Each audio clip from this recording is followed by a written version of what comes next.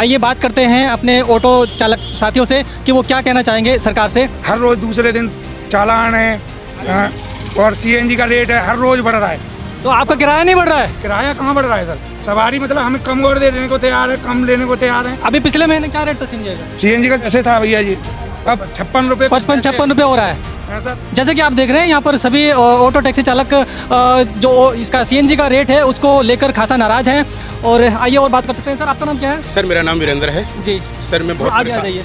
Sir हम लोग इतने परेशान हैं कि अगर हम अपनी गाड़ी 2 दिन नहीं चलाएंगे सर तो हमारे घर में चूल्हा नहीं जलेगा सर। जी जी। हाँ, और हमारे रेट बढ़ नहीं रहे हैं सर, दिन पे दिन सीएनजी के, पेट्रोल के, हर चीज़ के रेट बढ़ रहे हैं। आप राशन को देख लीजिए सर, राशन बढ़ रहा है, दाल चावल चीनी हर चीज़ बढ़ रही है, गाड़ियों का मेंटेनेंस बढ़ रहा है। हम सर कहाँ जाएँ?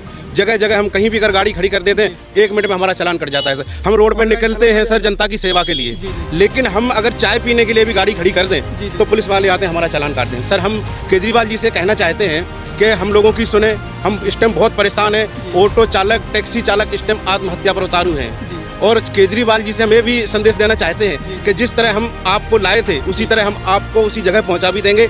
2014 में जब आपकी सरकार बनी थी, बुराड़ी में इन्होंने ऑटो, टैक्सी, ग्रामीण सेवा सबको बुलाया था और हमारे को आश्वासन दिया था कि आप लोगों के लिए हम हर वक्त एट ए टाइम पे आपके साथ हैं। लेकिन आज केजरीवाल जी हमारी कोई भी बात नहीं सुन रहे हैं सर। अब बताइए सर हम कहाँ जाएं सर? जी, सत्ता में आने से पहले तो वो बोलते थे मेरे पास तो पैसे नहीं है और आप लोगों को ही मेरा प्रचार करना है तभी हम आएंगे। उनके बैनर लगा लगा के प्रचार किया सर। तो आपको बैनर लगा के प्रचार करने का कोई पैसा नहीं मिला था? अरे सर कुछ भी नहीं मिला, हमने अपना नुकसान किया सर, दिहाड़ियाँ खराब की हैं सर। कुछ हमने ये सोचा कि चलो हमारे ऑटो टैक्सी वालों का भला होगा, लेकिन सत्ता में आने के बाद हमारी कोई सुनवाई नहीं है सर। यानी कि जो आप लोगों ने सोचा था ऐसा कुछ भी नहीं हुआ है और बहुत परेशान है, जरूरत से ज़्यादा परेशान है सर।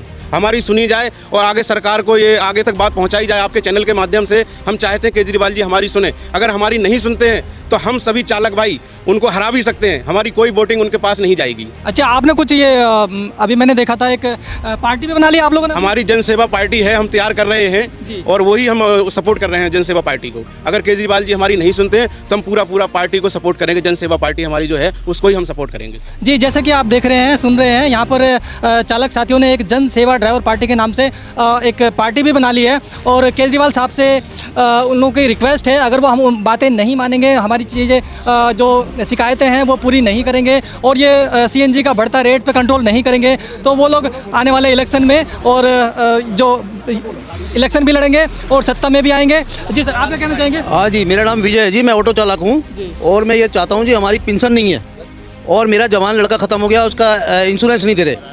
मैं बहुत परेशान हूँ। इंश्योरेंस गया था एसबीआई वाले के पास तो एसबीआई वाले कह रहे हैं कि अभी फाइट करो वहाँ पे बॉम्बे जाके। अब मैं बॉम्बे जाऊँ या ऑटो चलाऊँ या अपना घर का खर्चा चलाऊँ? अच्छा, कोई सी कंपनी का इंश्योरेंस था? हाँ जी, 12 रुपये का क्लेम नहीं दे रहे।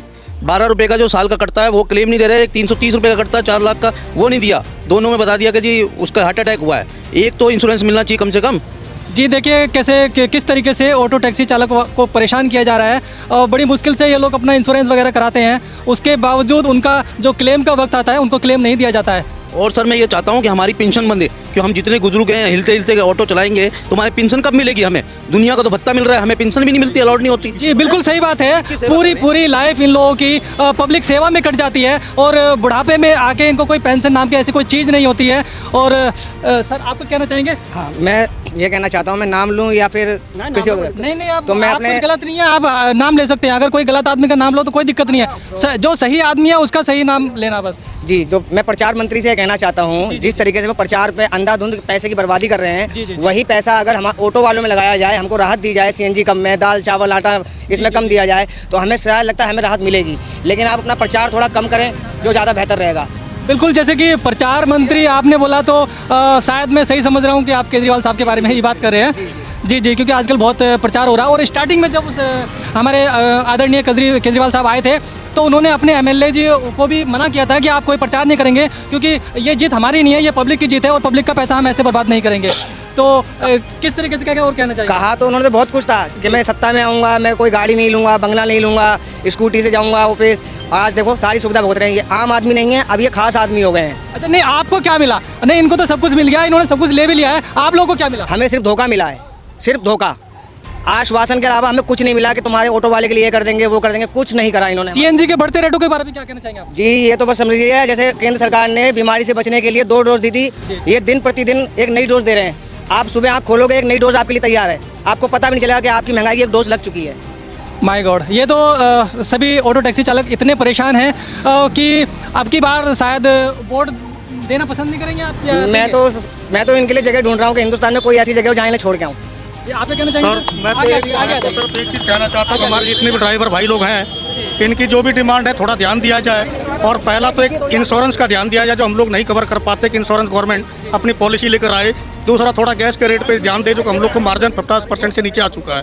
जी, चालकों की मांग है कि जैसे एक इंश्योरेंस होता है, जैसे अब ये चालक साथी पूरी लाइफ इनकी कट जाती है पब्लिक सेवा में, अगर दुर्घटना कोई हो जाती है तो इनको एक मुआवजा मिलना चाहिए कम से कम 50 लाख का, ताकि इनके घर भी थोड़े सा ठीक ठाक से बहुत जरूरी है। कोई भी ड्राइवर के साथ कोई घटना होती है, परिवार बेघर हो जाता है, इंश्योरेंस उसका कवर होना चाहिए गवर्नमेंट की तरफ से। दूसरा चीज़ है सर, अब गैस के ऊपर रोज पैसा बढ़ता है, थोड़ा इस पर कंट्रोल होना चाहिए, क्योंकि मार्जिन 50% से नीचे आ चुका है। माननीय मुख्यमंत्री जी इस बात पर ज़रा ध्यान दें, क्योंकि हम लोग गरीब आदमी हैं, हमारे पास कोई दूसरा रास्ता नहीं है। हम जैसे पिस रहे थे वैसे ही पिस रहे हैं। आप देखिए, इन्हें कहा था हम ऑटो वाले के लिए बहुत कुछ करेंगे। आप एक बाइक लेने जाइए, आपको चुटकियों में बाइक मिलेगी। आप एक कार लेने जाइए प्राइवेट, आपको चुटकियों में कार मिलेगी। कोई मतलब इतने डॉक्यूमेंट्स की पूछताछ कुछ नहीं। आप एक ऑटो लेने जाइए, आपको 10 चक्कर लेंगे और आपका पैसा भी रिस्क में रहेगा। तो इन्हें हमारे लिए फैसिलिटी क्या करी ये बताइए। जब से ये प्रचार मंत्री आए हैं, तब से ये समझ लीजिए दिल्ली का बुरा हाल है। ट्रैफिक व्यवस्था दिल्ली की जीरो हो चुकी है। आप देखिए ना, ई रिक्शा इस तरीके से बढ़ गए हैं जैसे चाइना की आबादी बढ़ गई हो।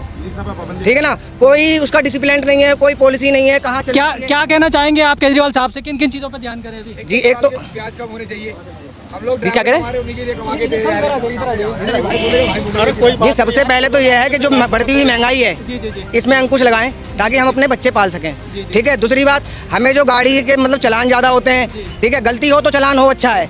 बहुत से अनपढ़ ड्राइवर हैं जिन्हें पता नहीं होता है, जो कि उनके ही कर्मचारी क्या करते हैं, जो उनके प्रशासन है, वो बेचारे अनपढ़ होते हैं, अपनी मर्जी से जो है चालान में जो मर्जी लिख देते हैं। अगर आपके कागज नहीं है, ठीक है, अगर कागज है तो वो कागज भी नहीं देंगे, वो कुछ ना कुछ धारा लगा देंगे कि पहिए में हवा कम है। यानी कि उनको तो कुछ ना कुछ चढ़ा के जाओ, जब भी आगे। बिल्कुल बिल्कुल। कुल मिला के बात है, प्रशासन की मैं गलती नहीं बताऊंगा, प्रशासन की गलती नहीं बताऊंगा, प्रशासन पे ही डंडा कर देते हैं ये ऊपर के नेता लोग, कि उनका खजाना जो है ना, जिस तरीके से इन्हें खजाने की बर्बादी करी है दिल्ली की, उसी तरीके से खजाने को इकट्ठा करने के लिए हम जैसे ऑटो वाले बली बन रहे हैं, बली के बकरे बन रहे हैं। जी, बात सारी ये है। तो मैं चाहता हूँ कि आप इस पे पूरा ध्यान दीजिए, नाजायज़ किसी को सताइए मत, गलत है तो छोड़िए मत।